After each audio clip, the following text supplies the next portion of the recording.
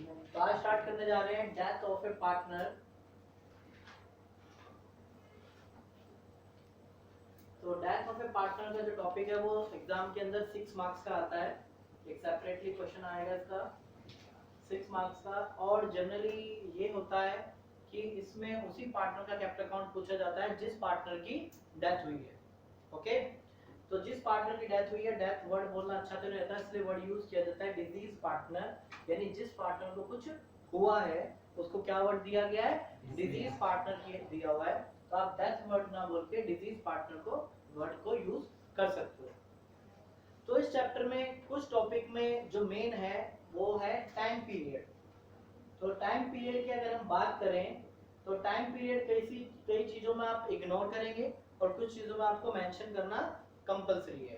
तो इग्नोर किस किस चीज में आप करेंगे, वो है कैलकुलेशन ऑफ गुडविल, यानी आप वैल्यूएशन ऑफ गुडविल कैलकुलेट करते हो या गुडविल का डिस्ट्रीब्यूशन करते हो, कुछ भी करते हो तो वहां पे आप क्या करेंगे, गुडविल के केस में टाइम को इग्नोर करेंगे। या कोई भी पास्ट रिजर्व है, किसी भी तरह का रिजर्व, तो उसमें आप टाइम का यूज नहीं करेंगे। कोई भी पास्ट प्रॉफिट या लॉस है वो पूरा एज इट इज डिस्ट्रीब्यूट होगा, उसमें टाइम फैक्टर का कोई भी इन्वॉल्वेशन नहीं होगा। अब किस चीज में जो है टाइम को मेंशन करना है, लाइक अगर आप इंटरेस्ट ऑन कैपिटल कैलकुलेट करते हो डेथ पार्टनर की, तो उसका इंटरेस्ट कैलकुलेट किया जाएगा as per time.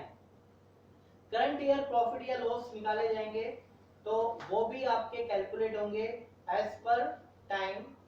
Drawing, interest on drawing,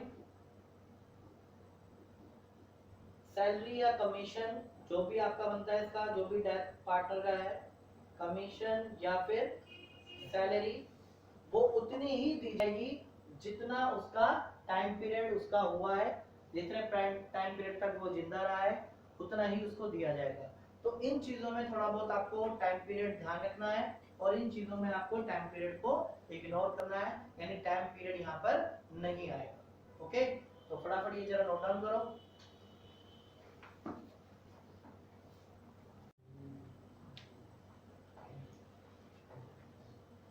topic है valuation of goodwill at the time of death of A partner.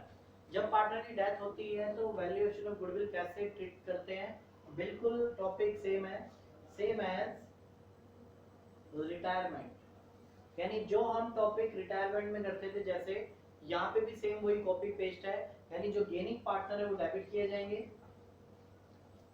जब पार्टनर की डेथ होगी तो उसका शेयर किसको मिलेगा, रिमेनिंग पार्टनर्स को।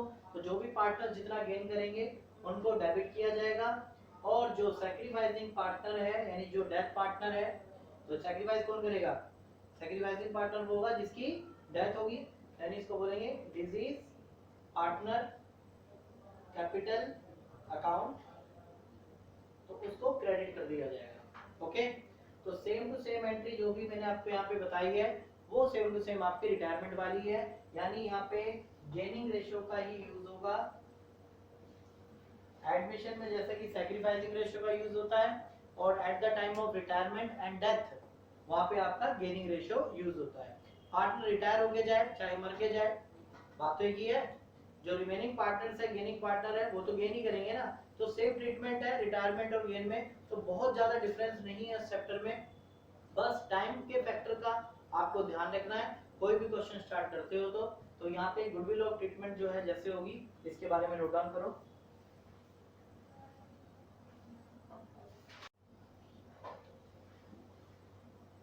नेक्स्ट टॉपिक है शेयर ऑफ प्रॉफिट और लॉस ऑफ डिजीज पार्टनर, यानी जिस पार्टनर की डेथ हुई है उसका प्रॉफिट या लॉस कैसे कैलकुलेट किया जाएगा। तो ये पहले से टर्म एंड कंडीशन में यानी पार्टनरशिप डीड के अंदर मेंशन होता है कि जिस पार्टनर की डेथ होगी उसको प्रॉफिट किस बेसिस पे दिया जाएगा। तो यहाँ पे दो ही बेसिस है, एग्जाम में एक बार ये क्वेश्चन भी आया था। तो फर्स्ट बेसिस होता है कि टाइम के अकॉर्डिंग दिया जाएगा, लाइक पार्टनर जो है 5 महीने बाद मर जाता है या 7 महीने बाद मर जाता है या आफ्टर 2 मंथ मर जाता है, तो उसको उसी बेसिस पे जो है प्रॉफिट दिया जाएगा। 2 मंथ्स का है तो 2 मंथ्स का, 5 है तो 5 मंथ्स, 11 है तो 11 मंथ्स। और सेकंड जो होता है वो होता है टर्नओवर के बेसिस पे। टर्नओवर मतलब सेल्स के बेसिस पे, कि जितनी सेल्स उस टाइम में हुई होगी तो उसके अकॉर्डिंग जो भी प्रॉफिट होगा वो दिया जाएगा। क्योंकि कुछ ऐसे बिजनेस होते हैं जिसमें कुछ टाइम में यानी सेल्स क्या होती है ज्यादा होती है, कुछ टाइम में सेल्स क्या होती है कम होती है। तो सेल्स के बेसिस पे वो टर्म एंड कंडीशन रख लेते हैं, तो कुछ पार्टनर्स को इसके बेसिस पे दिया जाता है और या पार्टनर्स को टाइम के अकॉर्डिंग दिया जाता है। तो on the basis of time and on the basis of turnover, turnover means sales. तो पार्टनर्स का जो प्रॉफिट या लॉस दिया जाता है या तो टाइम के अकॉर्डिंग दिया जाता है या फिर उसके सेल्स के अकॉर्डिंग दिया जाता है। और इसकी क्या एंट्री पास होती है मैं आपको ये भी बता रहा हूं कि जो भी इन दोनों मेथड में से जो भी प्रॉफिट या लॉस होता है तो दोनों की क्या एंट्रीज होती है। In case of profit and in case of loss. तो लॉस के केस में क्या होता है कि पार्टनर की जो कैपिटल है वो कम हो जाती है और पार्टनर्स की कैपिटल कहां पे डिक्रीज होती है, डेबिट साइड में। तो ये जो आपका डिजीज पार्टनर है इसका क्या होगा, इसको डेबिट किया जाएगा, disease partner capital account debit. और जो मरे हुए पार्टनर होता है, डिजीज पार्टनर होता है, उसके प्रॉफिट को क्या बोलते हैं, P&L सस्पेंस अकाउंट। उसका रीजन ये है कि अगर पार्टनर साल के बीच में उसकी डेथ हो जाती है तो तभी अकाउंट क्लोज नहीं किए जा सकते, तो उसके प्रॉफिट को उस वक्त क्या वर्ड यूज किया जाता है, profit and loss suspense account. ठीक है, तो इस नाम से उसको असेट साइड में जो है हम उसको मेंशन कर देते हैं। तो इसके इन केस ऑफ प्रॉफिट में ये जो एंट्री है आपकी अपोजिट हो जाएगी, यानी P&L सस्पेंस आपका डेबिट हो जाएगा